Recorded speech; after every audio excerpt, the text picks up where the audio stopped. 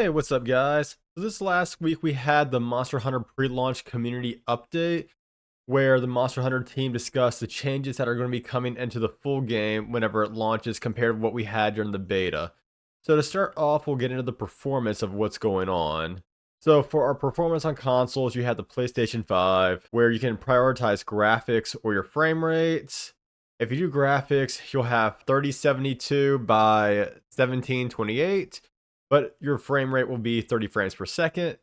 But if you prioritize frame rate, you'll have a 1920 by 1080, and then you'll have 60 frames per second. Moving on into the Xbox, you're going to have two different categories, the X and the Series S. For the X, it's going to be the same as it was for the PlayStation 5. For the Series S, you're just going to be locked in at 1920 by 1080p and 30 frames a second. Then finally for Steam, well, at this point, guys, just build the PC. Yes, it is going to depend on your hardware and settings, but with the PlayStation 5 being so expensive now, or was it the PlayStation 5 Pro, it just makes more sense to build a good gaming PC, but these are all your performance settings. So to start off with the gameplay changes, we'll talk about the monsters moving from area to area. So in the beta, the monsters were definitely moving a lot more than they were intended to move, but they weren't supposed to move that much. They said they're going to change it to be more like Monster Hunter World with how much they move. But we didn't have access to like place our pop-up camps for fast traveling in the beta. The full game, we can put our pop-up camps in areas like, say, by the monster's nest. We know where it's at.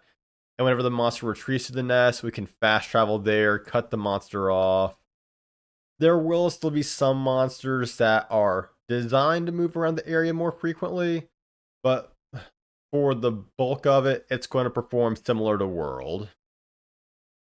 Then they got into some more adjustments. The adjustment to the hit stop and sound effects, adjusting attacks to feel more weighty and impactful with a focus on the big moves and finishers, and the friendly fire or your mitigation.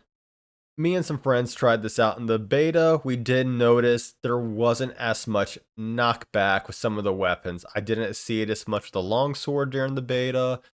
We tried it with the hammer, and that was actually shown that, hey, it's reduced. It's not as bad as it has been in previous Monster Hunters, so you longsword mains can swing freely now without breaking everyone's combos. Y'all should be happy about this. Full version will also include further mitigations to friendly fire on the upswings of the hammer attack, so you might not be able to yeet your friends up in the air as often. And you'll also be able to use shockproof jewels to fully nullify damage and reactions. Here's a little bit of a clip from them doing a test on the hammer during the showcase with how its mitigation is. It's not as intense as it has been in the previous games. You get knocked over, but again, it's not as bad. But let's go ahead and go into the weapon changes now.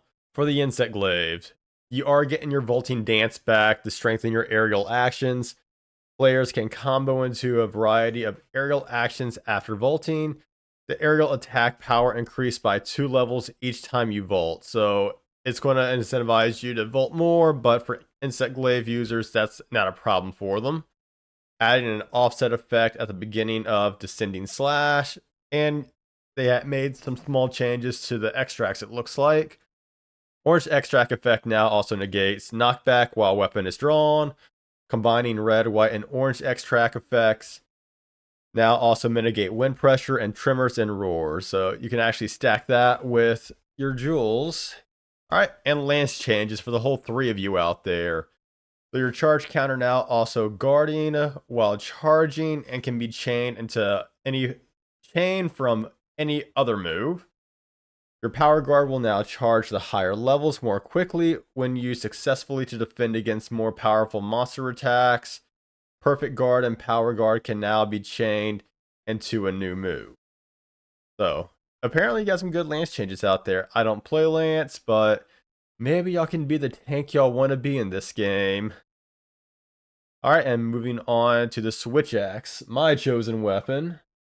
They made various adjustments made so that switching to sword mode after building the axe mode gauge feels more satisfying.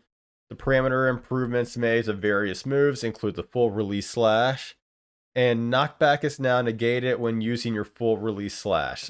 Also saw they did a damage increase to it compared to what we had in the beta, so Switch Axe will be a little bit more viable. It just didn't do very good in the speed run portion of the beta when people were testing out the speed damage on all the weapons. I think it ranks at like rank 13, maybe 12. It ranked very poorly.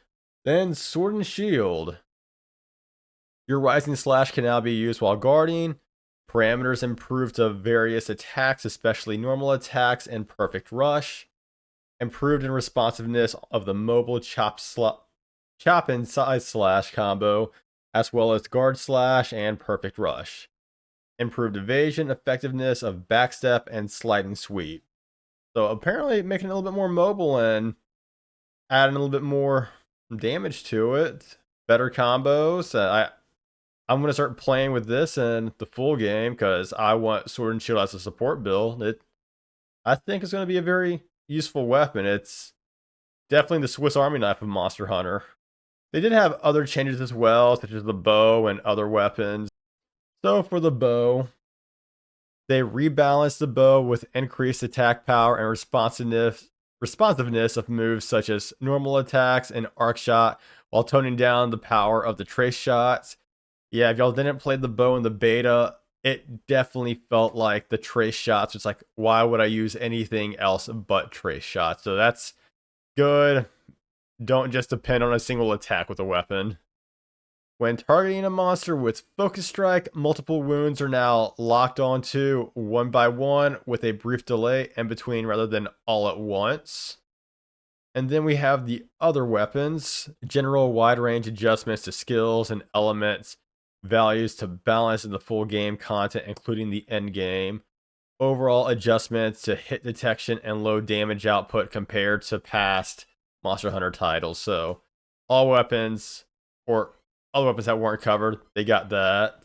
Finally, as far as weapon skills go, they did talk about that a little bit. I actually put a red arrow here to kind of point out that our weapons are now going to have equipment skills on them. So we were discussing how is it going to work carrying two weapons in a hunt with us when we can only wear one set of armor at a time?